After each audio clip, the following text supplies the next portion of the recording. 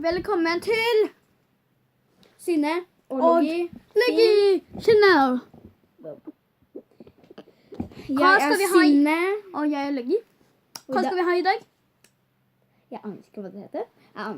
Det er som at vi skal ha en boks da. Så skal vi ta henne inni, og så skal vi gjette hva det er. Men vi får i en boks, og vi har bare begynt for øynene, så skal jeg legge noen av det, og du skal prøve å skjønne hva det er. Er du klar, eller? Har du ikke noe til meg, eller? Jo, jeg har det. Jeg skal gå ned og hente etterpå. Nei, kjapt da. Ja.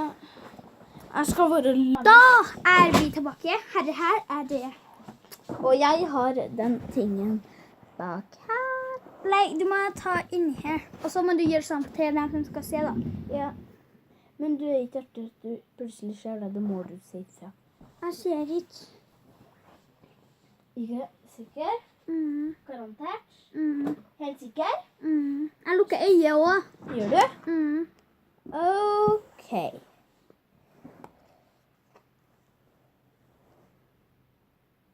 Loggi!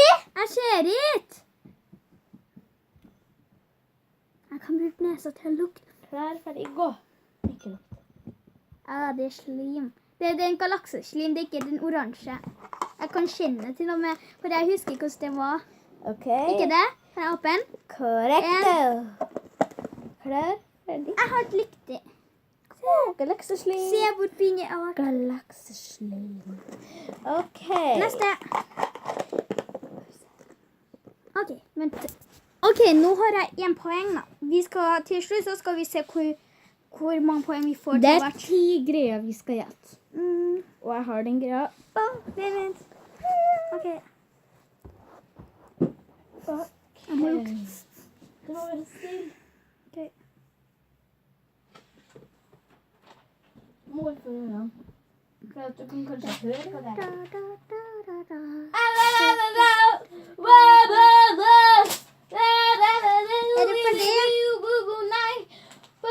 ferdig? Er du ferdig? Synne! Nei!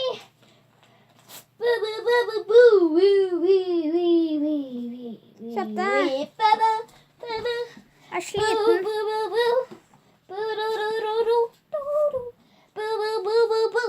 Synne! Nå. Ok. Det er papir. Sikker? Papir! Woo! Woo! Det var papir. Se, nå har jeg en ny lue som er veldig varm og veldig fin. Ok, nå skal vi hente neste. Så. Den tredje er Kimi, og jeg må ha på den. Det var kjapt da. Du har 2 poeng nå. Og jeg har greia. Ok, er du klar? Det lukter fælt. Bare start. Ja, det er sånn dere klumper, dere grønne klumper som vi bruker sminke. Og det er... Korrekt! Korrekt! Woo! Jeg husker jeg er så flink.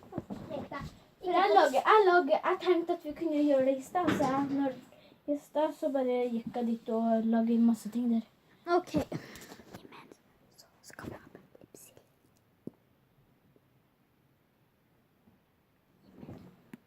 Var det fint? Ok, nå er vi tilbake. Roll. Ok. Da kan du bare ta med den greia din. Da kan du bare ta med den greia di, ja. Hva er det greia?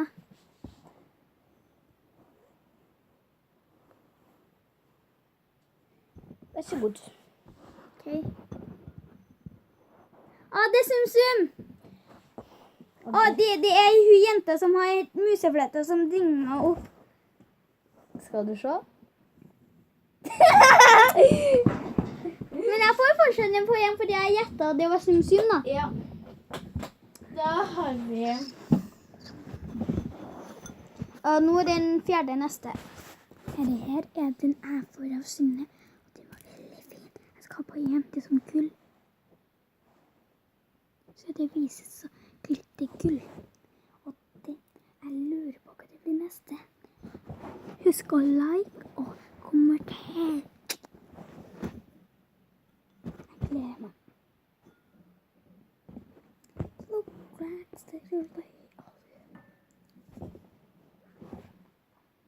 Hvis dere lurer på hva vi filmer, så filmer vi med min telefon også. Vi bare venter på å synne litt.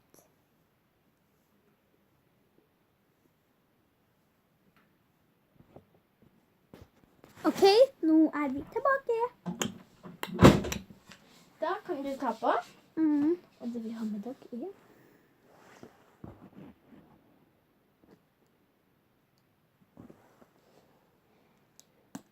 Klar? Nei.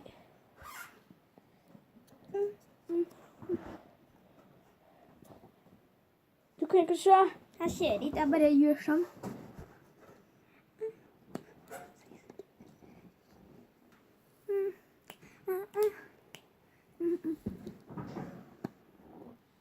Vær så god.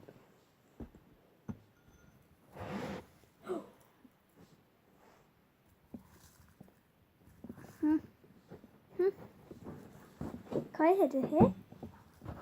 Den var nok litt vanskelig, ja. Er det ikke det korngreia da, som dere til, vi spiser til frokost, er det korngreia? Nei. Det er det siste svaret mitt. 1, 2. Hva er det her? Det er pullerøk. Hæ? Purløg. Jeg vet ikke hva det er engang. Det er jo sånn. Jeg har ikke sett det før. Skal vi smake? Nei. Det er mat. Godt. Ja, som bob. Ok, Jeg skal bare... nå bytter jeg til Synne da. Vi kan bare ha 5 poeng da. Nå har jeg 5 poeng. Nei. Nei, 4, men... Jo, 5. Nei, du bomma på den her. Ja, da har jeg 4 poeng. Vi har gjort 5 ganger. Og helt lukk. Men du må prøve... Hei, nå er det jeg som skal gjette.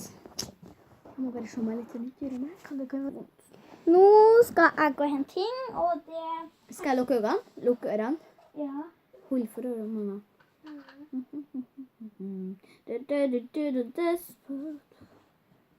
Klar. Hæ? Det er greit. Ja. Har du lagt deg med det? Det er et viskelær. Gåsbygger. Nei, det kan ikke jeg si. Ok. Og åpne øye. Men du, Åpne øye. jeg tror... sånn, ja, tror jeg. Og så tror jeg det er sommerfuglen, tror jeg. Herlighet, det var ikke skikkelig rett, da. Neste, lukke øye. Ja. Lukke øye. So is it to be hard, baby? Say it to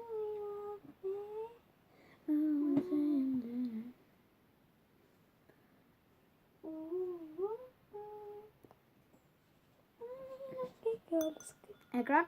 Ja. Ok. Det er et armbånd. Riktig. Nå har jeg 2 riktig her. Neste. Du må jo ta litt fra hyllene, ikke bare som kanskje noe gummi. Jeg vet ikke hva jeg skal ta. Det var jo så... Det er jo så masse hyller, sjakk i hyller som dobbeltsjekk. Jeg vet ikke, for du kommer og vet alt. Nei, jeg vet nesten ikke hva jeg har i hyllene mine en gang. Ok, jeg ser ikke. Ok, den her, alle sammen. Ok. Hva er det dagen er det her nå? Det er den ristetingen. Hæ? Hva slags resteting? Jeg tror det er gull eller sølv inni, og så er det sånn vann inni og sånn, og så er det sånn liten flaske. Åpen. Det var sølv, eller kvitt da. Det var sølv. Neste. Ja. Lukke øye.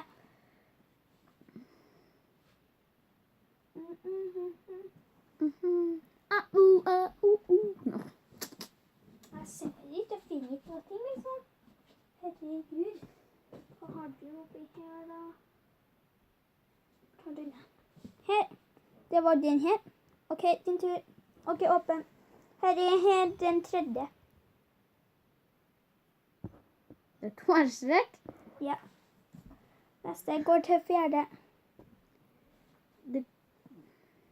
Ok, ikke skje altså. Nei. Det blir ikke noe artig. Den her. Ok.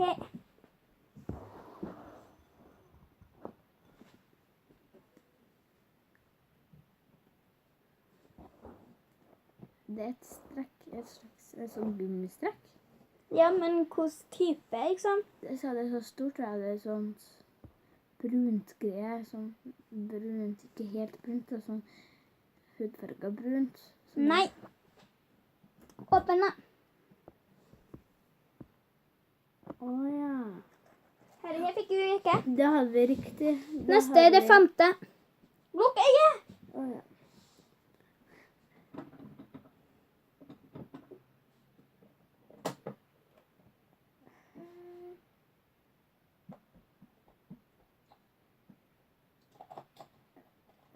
Ok. Den her. Ok, greit. Har du lagt den oppi? Mhm. En mynt. En lekemynt som er 20 på. Ja. Jeg vant! Wow. Nei, vi har likens. Nei, du fikk 4, jeg fikk 5. Nei, du gjettet riktig på den gummi. Åja. Så alle vi fikk likens. Ok, i dag så sier vi ha det. Ha det bra til alle mine fans.